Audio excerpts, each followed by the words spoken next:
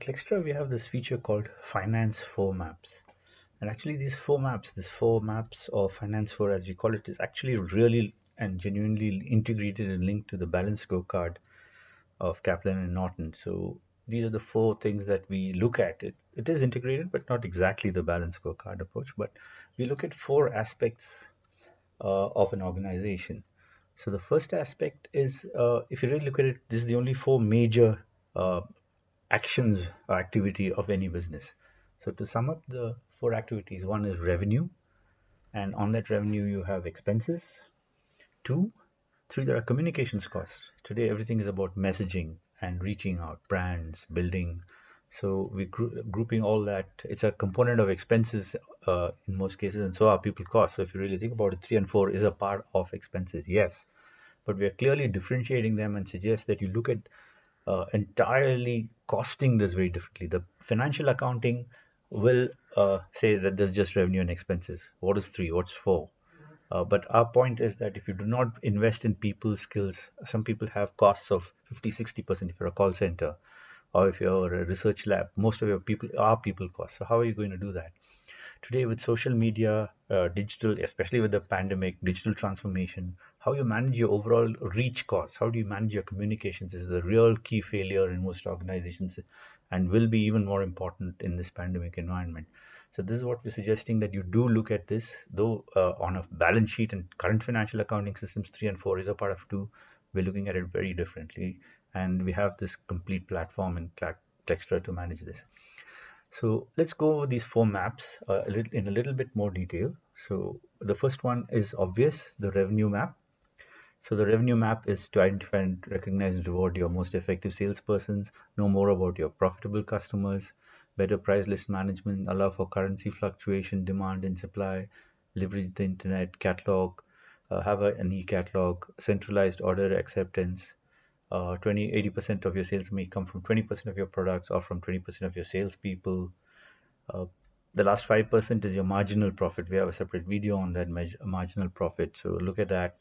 So going back to that, so the first set of map, first financial revenue map is what we have. So you'd have different geographies, different product lines, and over a period of time, the first one in the middle, as you see, revenue. So that's the first finance flow map that we're talking about. It's your revenue footprint and your revenue portfolio and how are you going about it. So in Clickstra, you can import this from your existing spreadsheet and this graph will be generated. You can then map each of those boxes, vertical or horizontal boxes, to a person, to a team, to a department, and align budget. So it's completely integrated in terms of a CXO dashboard within Clickstra. So that's the revenue map. The going to the expenses map, so you identify and recognize and reward your best performers, know more about suppliers who give you the best return on investment, compute the total cost of ownership of every asset, know the risk metrics of every area of your business, identify and focus on the one thing from the last year's expense if you want to cut costs down. Task and empower a key person with this. So this person will then drive the expense or expenses control for that. Okay. And we treat this whole concept like a Swiss Army knife in terms of expenses management. So going back to the on the top right corner is the expenses map as you see it. So the expenses, overall expenses, create sub pie charts of direct cost versus indirect costs, fixed cost versus the variable cost. So your entire expenses, if done with a proper cost of a chart of accounts within Clextra, we can import that for every year and slice and dice your expenses. And again, each slice and dice here can be mapped to an individual team, a team lead, the performance appraisal, rules, so that you can assign one slice of the pie. Let's say the purple one is high and you'd like to assign it to one person to say, do something about this for the next year. So the management accounting, HR integration, the complete integration allows you to slice and dice an expense and assign that to a person. Now we move to the next one, which is the communication costs. Uh, okay, we'll do the people growth first because that's the one that comes up. So the people growth cost is, are your people reskilling? Are they learning? How's the enterprise intelligence? Everybody has an individual intelligence, but there's an enterprise intelligence. What's the information maturity of the organization? So we have a model. If you want, you can quantify that as well. But the focus is on the internal development of your people, the skill sets that they bring, how are they growing, how many training days do you give them, what are the learning opportunities, how is failure handled within the organization, how our job roles clearly understood, our standard operating procedures, SOPs updated and made available to people, uh, to the staff. So essentially, all the things that HR is doing, but more integrated. It should be more a HR rather than a labor-oriented, seats on the bench or on seats on workstations approach. So also recognition of senior leaders or succession planning, uh, identifying the talent, moving them up through them, giving them more opportunities. So all this comes in the people growth. So that's why we have specified that you should look at people. It's four in this slide maps here. So four is the way you're breaking up your people costs. So you're setting up an entire budget and management for your people. This could include salaries, your CTCs, but it also goes beyond that. It could just be your CTC management from an expenses point of view. But this budget is managed entirely differently and separately from the overall financial accounting, because management accounting for HR people would be more futuristic. The investment in your people for the next year is clearly a budget and expense management and should be separately assigned.